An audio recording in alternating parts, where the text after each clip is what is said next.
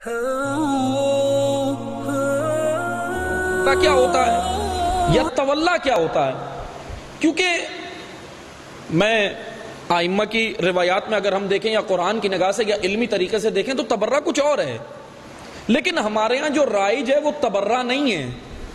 تبرے کے نام پر اس کو قمیض جو ہے وہ کلچرل پہنا ہے، قمیض دین کی ہے، اندر کلچر ہے۔ مثلا ہمارے ہاں تبرہ کیا ہے کہ ایک نے کہا کہ فلاں پہ لعنت، سب نے کہا بے شمار، اور کہا کہ یہ عبادت ہے۔ جب امام سے تبرے کا لفظ لیا تو معیار تبرہ کیوں نہیں لیا؟ معیار تبرہ بھی تو ہو، یا لفظ تبرہ کی اگر وضاحت ہو جائے مسئلہ حل ہو جائے گا۔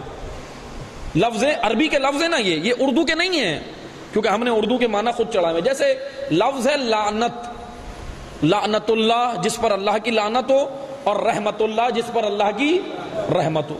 لیکن یہ رحمت اور لعنت ہے کیا؟ لعنت کس کو کہتے ہیں جانتے ہیں؟ لعنت ہمارے ہاں کیا ہے کہ زبان سے کہہ دینا اور ہاتھ اٹھا کے دے دینا، ہاتھ پاؤں اٹھا کے اور جواب دے دینا، یہ کہتے ہیں ہم لعنت۔ لعنت کا معنی ہے جس پر سے اللہ اپنی نظر کرم اٹھا لے اس کو ملعون کہتے ہیں، اور اس عمل کو لعنت کہتے ہیں، جس کو خدا اس کے حال پر چھوڑ دے۔ اور یہ سب سے بڑی لعنت ہے۔ دعائے کمیل میں امیر المومنین کہتے ہیں پروردگارا صبرت علی عذابک فکیف اصبر علی فراقک، میں جہنم کے دیے ہوئے آگ پر، اس ایندھن پر صبر کر لوں گا، تجھ سے دوری برداشت نہیں کر سکتا۔ اللہ سے دوری کو لعنت کہتے ہیں، اللہ سے نزدیکی کو رحمت کہتے ہیں۔ اللہم صلی علی محمد وعلی محمد۔ لعنت یعنی خدا سے دوری۔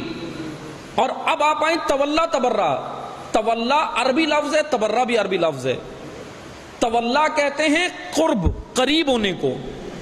کسی شے سے آپ قریب ہو جائیں تو اسے عربی زبان میں تولا کہا جاتا ہے، جڑ جائیں اس کے ساتھ، ایسا جڑ جائیں کہ پھر اس کا ساتھ نہ چھوڑنا، اس قاعدے کے ساتھ، اس شرط کے ساتھ۔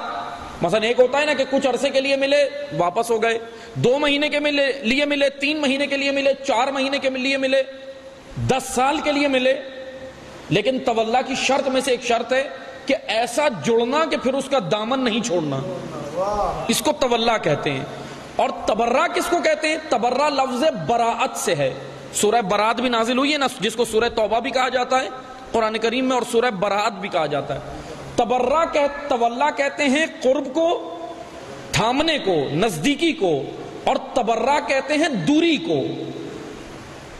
مثبت سے نزدیکی تولا ہے، اور اس مثبت کے منفی جو ہے اس سے دوری تبرہ ہے۔ تولا اور تبرہ دونوں عملی کام ہیں جس کو ہم نے زبان پر رکھے ہوئے ہیں۔ ہم زبان سے ادا کر کے کیا کہتے ہیں؟ بہت بڑی عبادت کر دی ہم نے۔ تولا تبرہ دونوں عملی کام ہیں، عملی۔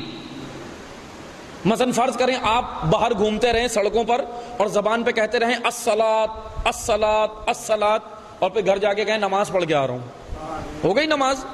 تو پھر تبرہ کیسے ہو گیا؟ زبان سے کہہ دیا تبرہ ہو گیا، عبادت ہو گئی۔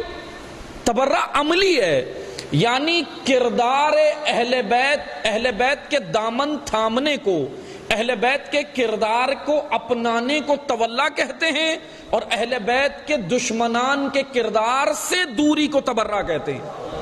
کردار سے، نہ کہ صرف زبان سے، عملاً ہے۔ تولا تبرہ دونوں عملی کام ہیں۔